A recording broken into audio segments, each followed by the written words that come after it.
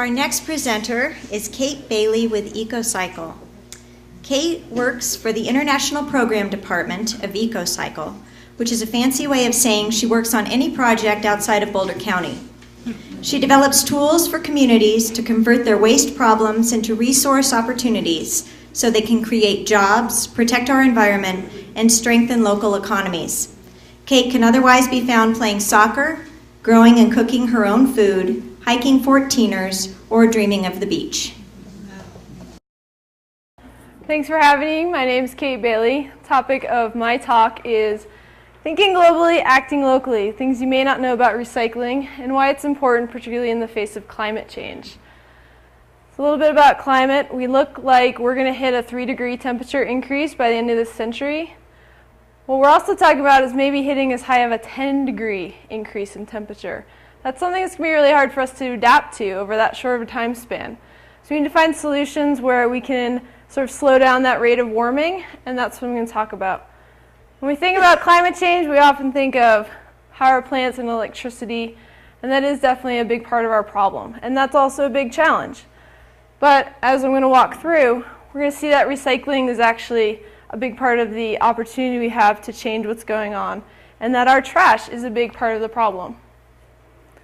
When we look at our trash as not just the trash can, but the whole process of how that stuff got there from the earth, how it was manufactured, how we used it, and then what we did with it when we were done, turns out that whole system accounts for 42% of our greenhouse gas emissions. That's as much as smokestacks and tailpipes. In fact, if we did a better job of recycling and composting, we could reduce our emissions the equivalent of taking 87 coal-fired power plants off the grid. That's 20% of our coal-fired power plants. You can't tell me another solution that's going to have that type of impact. You can see I'm very excited about this. So paper is a great example of what I'm talking about. Deforestation is 20% of global emissions. We cut down trees to make paper. But if we recycle our paper, we can make paper from old paper, and we can stop this type of thing from happening. We can stop all those emissions from going up into the atmosphere just by that simple act of paper recycling. Agriculture is another 20% of our global greenhouse gas emissions. But we're throwing away 40% of our food in this country. It drives me crazy. We're producing all these emissions and we're using all this energy to create food, almost half of which we're not even using. So these are things that we're going to need to change. Not only that, we're having problems when we're throwing this stuff in the landfill. A lot of people think because it's biodegradable, it's okay to put in the landfill. That's actually one of the biggest myths out there that we're trying to fight against. When you put your grass clippings, your banana peels, your paper in a landfill, it creates methane. Methane is a greenhouse gas. Methane to me is like putting on a really warm jacket while you're turning the heat up in the room. So essentially our climate is warming and we're wearing this big thick jacket of methane. But the nice thing is that methane doesn't last in our atmosphere very long, about 10 years. So we have the opportunity to kind of take that jacket off and feel cooler for a little while. Like I said, we might see a 10-degree increase in temperature by the end of the century. We need to buy ourselves some time here. We need to slow down this rate of warming so that we have time to adapt to it, so we can fix those longer-term problems about how we get our electricity and what we do for transportation. And reducing methane emissions can help us with that. So where does methane come from? 25% of our methane is coming from landfills. It's coming from the fact that we're putting our paper in there, our old pizza crusts, our cardboard, you can see. But here's a solution that's rare in the climate strategies. We can stop putting that stuff in and stop creating methane. What do we do with that stuff instead? We turn it into soil. That's what happens in nature. Your pizza crust, your banana peels, they go back into rich soil. We can talk about the food to farm connection there.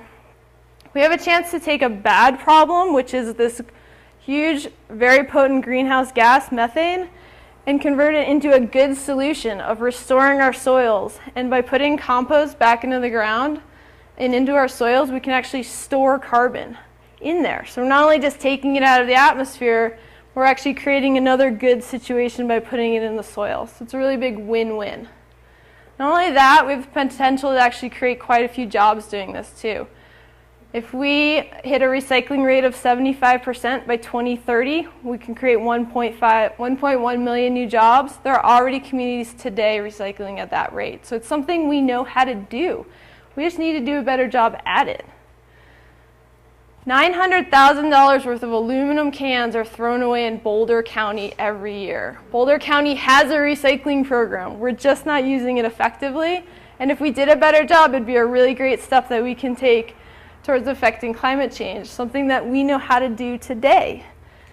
So I want to bring this back down to the local level. What can all of you do to fix this global problem? And I'm going to talk about 5 quick ways that you can have an effect tomorrow.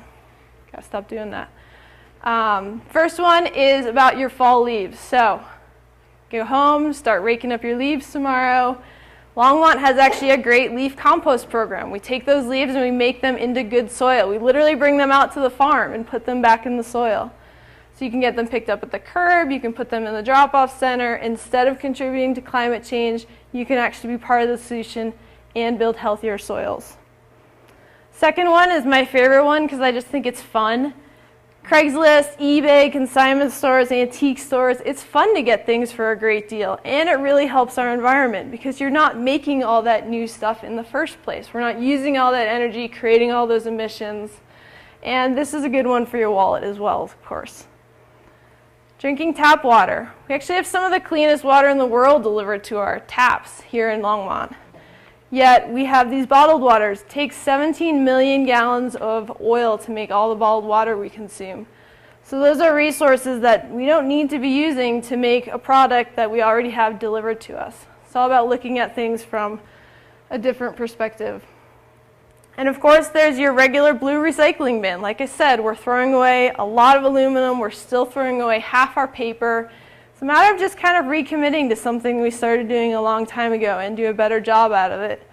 And this time in a little different context, in the context of helping climate change. And the last thing I'll leave you with, it's great. Everybody here can make a difference, but if you go home and you tell 10 of your friends, you can make an even bigger difference. So talk about how you swept up your leaves and you dropped them off at the drop-off center to be composted, or grab a friend and hit some of the cool secondhand stores we have here in Longmont. And that's all I have to say.